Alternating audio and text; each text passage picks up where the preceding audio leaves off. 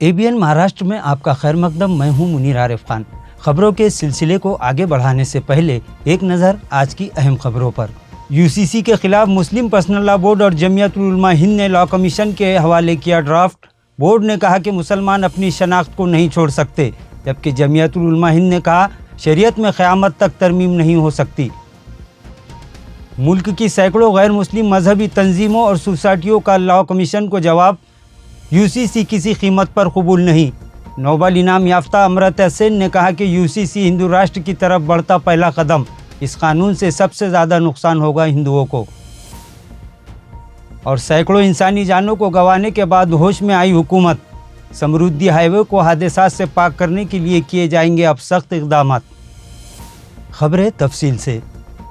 नाज़रीन, UCC को लेकर मुल्क में इस वक्त बेचैनी का माहौल है। इस काले कानून के खिलाफ जहां मुस्लिम पर्सनल लॉ बोर्ड ने एक ड्राफ्ट तैयार करके लॉ कमीशन के सुपुर्द किया। इस ड्राफ्ट में बोर्ड ने दो टोक अल्फाज में कह दिया है कि UCC एक कानूनी मामला है, लेकिन 2024 के इंतखाबात के मद्देनज़र इस मामले को सियासी मुद्दा बना दिया गया। बोर्ड ने कहा कि हुकूमत के इस इक़दाम की हम सख्त मजम्मत करते हुए UCC को यकसर मुस्तरद करते हैं। उन्होंने कहा कि हम कानून के दायरे में रहकर अपने मजहबी हुकूक के लिए आखिरी वक्त तक लड़ेंगे, क्योंकि हम कुरान के यानी इस्लामी कानून के मुताबिक ज़िंदगी गुजारेंगे, जो कि इस मुल्क के आइन के आर्टिकल 25 और 26 के मामलात है।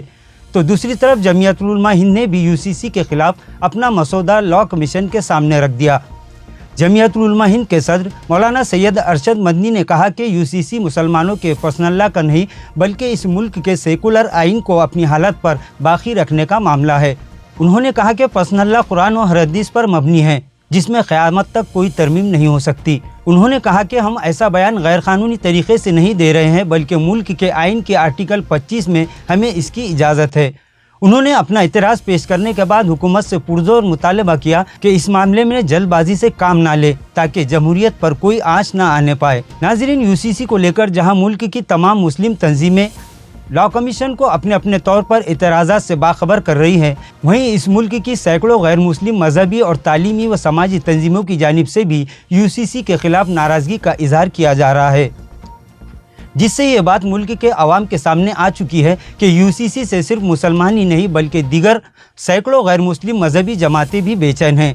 इस मामले को लेकर नागालैंड, मेघालय, मिज़ोरम, शिलांग, इसी तरह कई रियासतों में इस कानून की मुखालिफत ज़ोर से की जा रही है।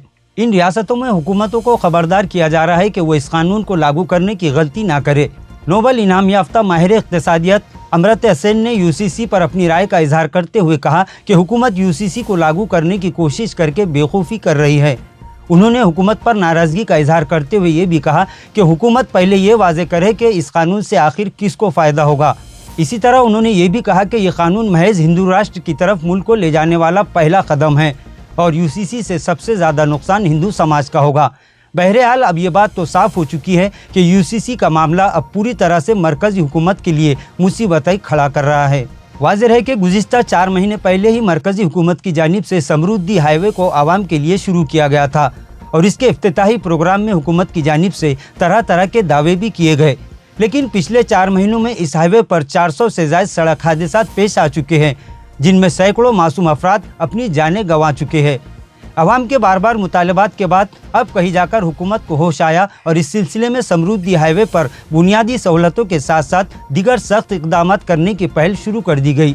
Maharashtra state road development corporation की तरफ से ये भी कहा गया कि 700 किलोमीटर तवील इस हाईवे पर 20 से ज़ायद सहूलियाती मराकिज़ भी कायम किए जाएंगे, ताकि हादसात में कमी आ सके। लेकिन अब भी सवाल ये है कि क्या हुकूमत के इस इक़दामात के बाद भी समृद्धि हाईवे हादसात से पाक हो जाएगा। नाज़रीन, आज के लिए बस इतना ही। कल फिर मुलाकात होगी कुछ अहम खबरों के साथ।